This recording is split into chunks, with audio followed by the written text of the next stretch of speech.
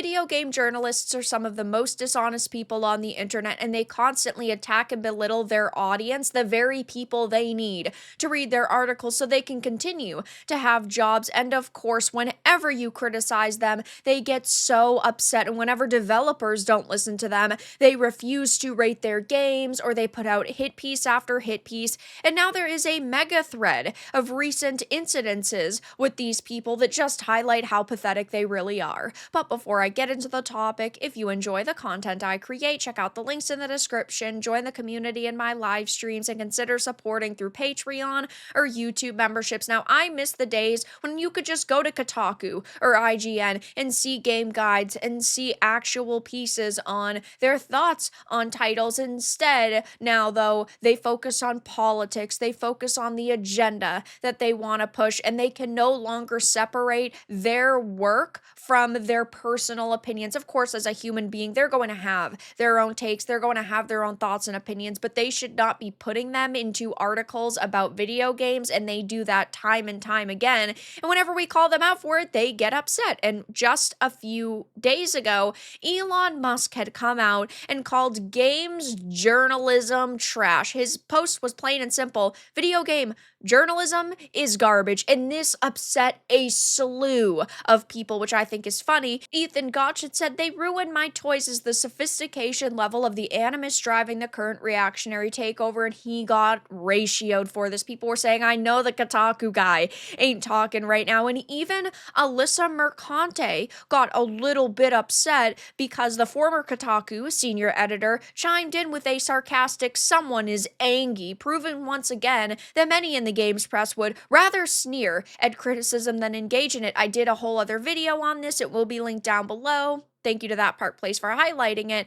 But of course, they are just very pissed off right now that we are in the middle of Gamergate 2. They are furious that we are calling out companies for their shitty attitude, that we are calling out games journalists for their shitty attitude, and maybe if they acted more professional, they would get farther within this industry. But nobody likes them, and everybody thinks that these journalists are jokes because they act this way. Oh my god, someone's angry just because Elon Musk said he wasn't impressed with the state of video game journalism. And just a few days ago, the ex-IGN host Greg Miller had a meltdown, or at least a scripted one, at the DICE Awards, because he came out on stage, him and Stella, the other host, were talking, and then they were saying F Donald Trump, F Elon Musk, and it seemed that they are fading into irrelevancy, so they're trying to get people to talk about them. To me, it did come off as it was scripted,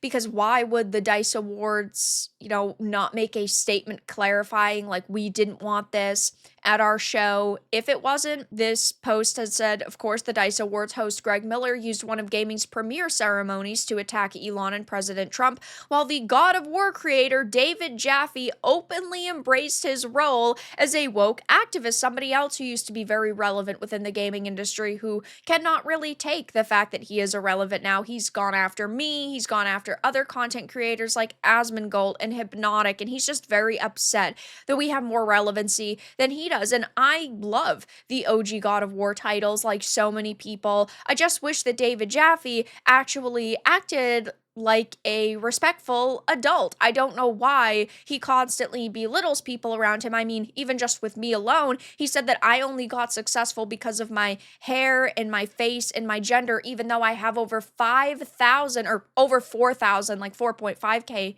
pieces of content on my channel at this point. I have thousands of live streams, thousands of videos. I've clearly proven I actually like video games, and people just seem to agree with my take. Sure, maybe my hair and my face and my gender are cool to some people, but ultimately that's not why I got to where I am now, and it's ridiculous to think that. So people like this have not been able to accept the fact that they are no longer liked in this industry. And even just a few days ago, an IGN reviewer had threatened to punish games using the Gulf of America, saying, "I'll take a whole point off the review score for any future map games that call it the Gulf of America.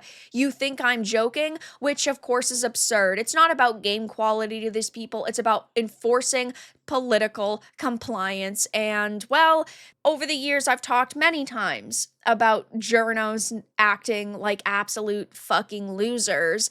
I could not sit here and go through all of them because we would be here all day and all night, but here's a few shining examples. FarmFolk CEO claims Kotaku's Alyssa Mercante intentionally misrepresented his comments, and he did not imply to describe gamers as incels. We have the former games journalist attempting to gaslight gamers about DEI consultants. Emma Kent had said, "Hello, game consultant here. The idea that consultants are forcing diversity into games is ridiculous because 99% of the time, the devs have already decided they want their game to be inclusive and just want help fine-tuning how certain stories come across. Hope this helps. And if you want to make a diverse story, you can, but if you're so bad at your job that you have to hire another company to tell you what to do, you probably shouldn't have that job because you're so bad at it." We also have had the No Rest for the Wicked CEO Thomas Mahler come out multiple times and defend gamers. He rebuked journalists and defended us, fighting back against woke ideology. He's made many statements over the past couple of months, but he did take to X on May 13th of 2024, where he detailed he was contacted by Weber for an article that will likely be published.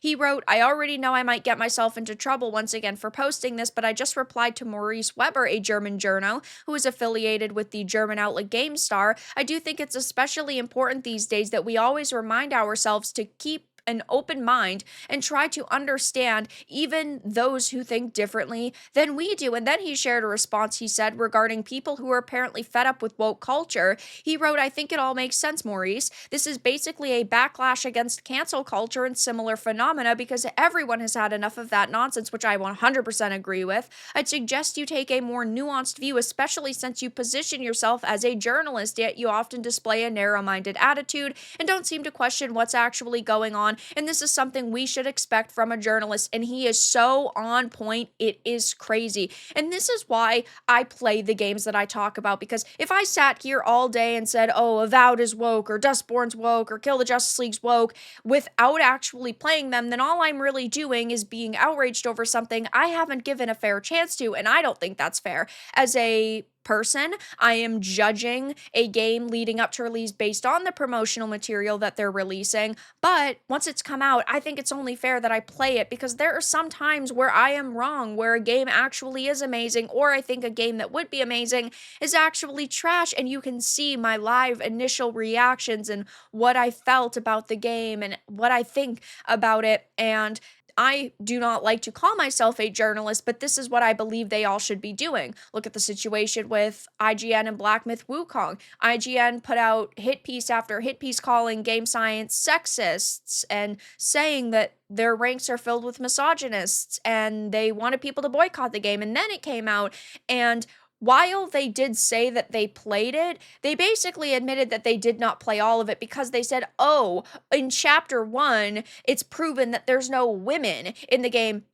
But then in chapter, I believe it's 4, there are a ton of female characters who have their own storylines, so they clearly didn't play to that point, and if they had, maybe their opinion would have been different. It seems to me that they just wanted to attack that game tooth and nail as much as they possibly could, but it just goes to show that they didn't actually play the game that they talked about, which I don't think journalists should be doing. You shouldn't be putting up a review based on a couple of hours that you played. You need to play a whole thing start to finish, at least the main story. I'm not saying 100% it, but they're not doing that. And then when these journalists get called out and they are ruthlessly mocked by people as big as Elon Musk, they freak out because they realize, oh shit, we can't just continue to push our agenda uncontested. And when people like Elon Musk are paying attention to you, that means millions and millions and millions of people are as well. So of course, I'm sure in the future I'll be reporting more on journalist nonsense a hell of a lot. But for now, that's all that I really had to discuss in this video.